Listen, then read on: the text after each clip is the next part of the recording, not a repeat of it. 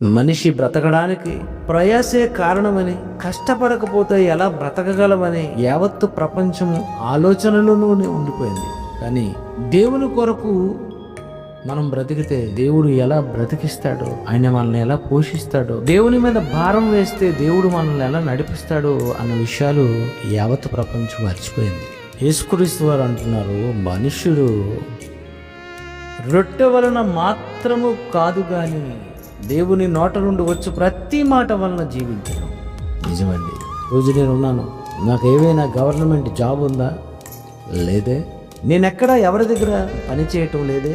నాకు నేటికి 52 సంవత్సరాలు వచ్చినా నేను 1990లో దేవుని తెలుసుకొనినప్పటి నుండి నేటికి 32 సంవత్సరాలు ఏ ఉద్యోగం లేకుండా బ్రతుకుతున్నాను.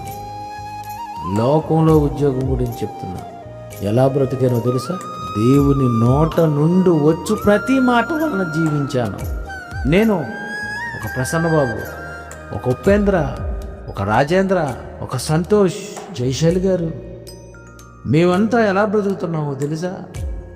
దేవుని నోట నుండి వచ్చు ప్రతి మాట వలన జీవించును.